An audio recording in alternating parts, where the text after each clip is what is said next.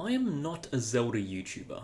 Well, I'm not even a YouTuber in general, and neither do I want to be. I am just one of those many people that have seen those rumours of an Ocarina of Time remake coming out this year, and I want to talk about what I want from it if those rumours turn out to be true.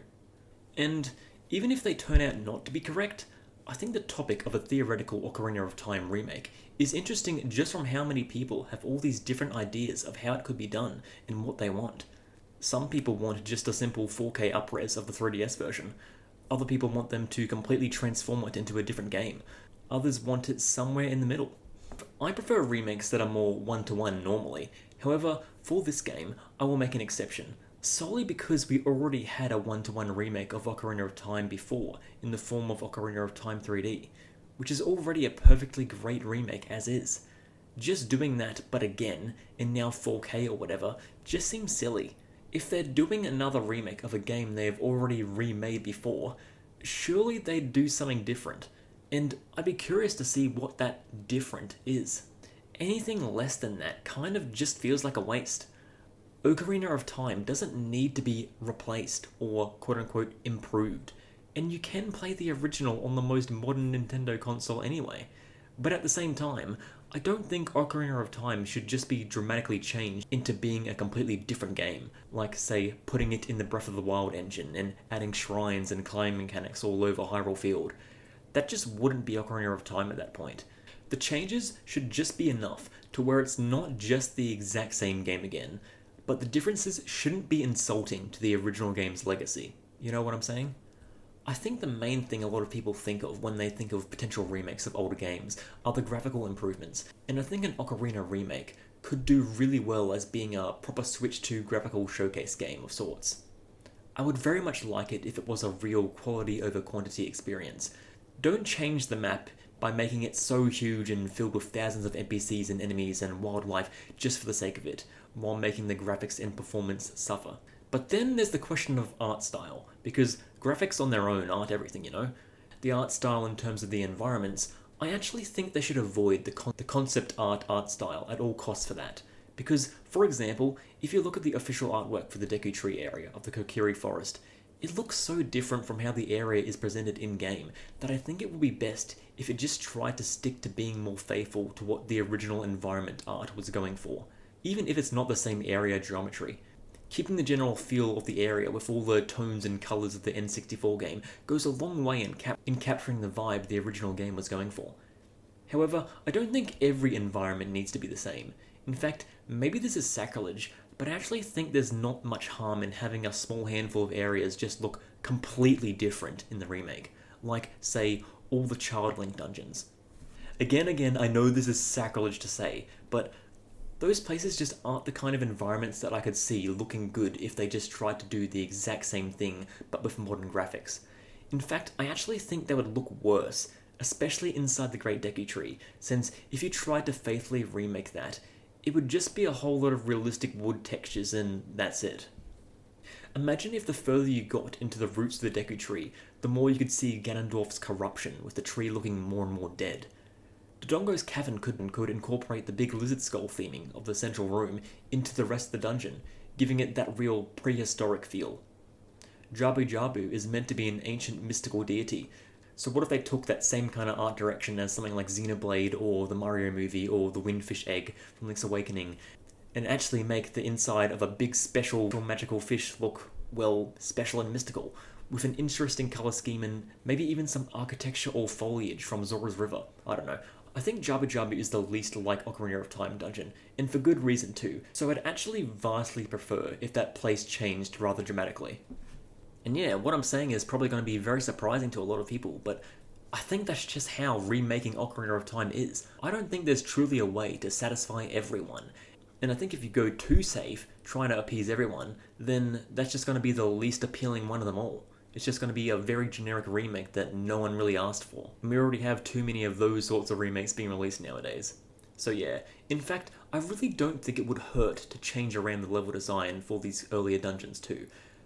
Inside the Great Deku Tree feels like it was designed with being an introduction to 3D gaming, which just isn't very necessary today, obviously. For Dodongo's Cavern, I actually really like the Master Quest version of that dungeon with all the cool bomb flower puzzles, so it could be cool if they took some of those puzzles and put them into the normal dungeon, and Jabu Jabu can just be changed entirely for all I care. Again, under most circumstances for remaking games, I prefer level design to stay the same, but Ocarina of Time already got a really faithful new version anyway, and it's not going to take away from the original game. And you know, it should be obvious, but if there is completely new things, they should be good. Good enough to stand side by side with the stuff that's from the OG. Now, that should be obvious, but, well, with a lot of remakes adding new content, that isn't always the case. Now, for instance, let's say they add 1 or 2 new dungeons, like, say, a light temple and an ice temple. Wouldn't it suck if they sucked? Like, what I mean is, what if dungeon design-wise, they were just easily the worst dungeons in the entire game? Okay, I understand how silly it is saying, wouldn't it be bad if it was bad? But I think it's a valid thing to be cautious about. Those 5 Adult Link dungeons had some real magic to them, and if they're to add new dungeons, they should be good enough to stand alongside the great dungeons we had in the original game. It's obvious stuff, but it's things to think about. Adding a light temple for the sake of it won't be good just for the fact that they did it. It will have to actually be good, you know? Add, but don't take away. For instance, I could see them adding a scene where it shows a flashback of Link's mother riding a horse to Kokiri Forest and giving her baby to the Great Deku Tree to be raised amongst the Kokiri. Or they could add some of the cut content from the original game, like how there was this old concept that you could find the full Triforce, or that there might have been a light, wind, and ice temple. Assuming that they do it well, I think it could be neat seeing those things as additions, but like I said, if they're adding stuff, I don't want them to take away stuff. Finding out a remake just completely cut some cutscenes from the original, or it cut out an entire section of the story or a corner of the map, it's never a good feeling. Like, could you imagine if they just decided to erase the entire Big Goron sword quest because they wanted to add a whole bunch of other mediocre side quests? That would absolutely suck. So yeah, if they are to add, they should not take away. And I think it would be cool if the Ocarina remake really rewarded the player for exploration, but don't make it fully open world. Still try and lead the player to the main story, like, say, a new player enters Hyrule Field being told they're supposed to go to the castle. Well, maybe they end up going to Lake Hylia instead. Instead of just making it a dead end, the player could be rewarded with a special NPC interaction, like the Dr. Guy gives Link a little quest, saying, "Hey, can you hand this medicine to my sick grandson in Castletown? He'll be sure to give you a reward," and that will guide them back on the right track to going towards Castletown, without it feeling like they wasted time going to Lake Hylia. Because hey, they just got, say, a fire rod or whatever as a reward. Something like that would be a cool new way players won't get discouraged from the adventure, while not just turning the game into Breath of the Wild where, no matter where you walk, you will eventually run into a shrine. Because I don't want them to change the kind of game it is. Don't Breath of the Wildify it. Just make slight adjustments to the exploration that fit with the kind of experience that Ocarina of Time is. Something I really don't want though? Modern, realistic game-isms. I'm talking every loading screen is replaced with the character squeezing through a small gap, or the character has to slow to a crawl when climbing stairs because we need to make sure every footstep is in the right place. This is Zelda, not Red Dead 2. We don't need this to be a realistic cinematic experience. It's a fantasy adventure. Oh, and if Navi starts talking to Link with some Focus M kind of dialogue, then this series might just be dead to me. I don't think they'd actually do that, but stranger things have happened. And maybe this is wishful thinking that only terminal Zelda fans would ever care about, but I think something with the downfall timeline would be appreciated. Something where they change it from being a what-if scenario we don't even see into being something that actually happens in the game, or potentially something you can trigger going down a certain route. I'm not entirely sure what that would be, but there's got to be some time travel explanation you can use for why there'd be a third timeline. But if we're talking timeline shit, the craziest want I have for that kind of thing that will probably never happen but is a concept I thought about for a while. Master Quest repurposed into being a completely new campaign. And even crazier, it's the version of Ocarina of Time that actually leads into A Link to the Past in the way it was presented in A Link to the Past. Which, yes, that would be an insane retcon, but Ocarina of Time was already kind of a soft retcon of the lore to A Link to the Past anyway, that barely anyone even cares about anymore because Ocarina of Time just became the more popular game over time. And honestly, I'm not even sure if I'd actually want this. It's just a random idea I came up with that might be neat.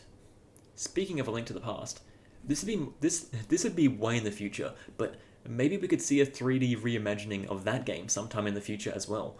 To be honest, I kind of prefer that idea over an Ocarina remake or a more faithful top-down A Link to the Past remake.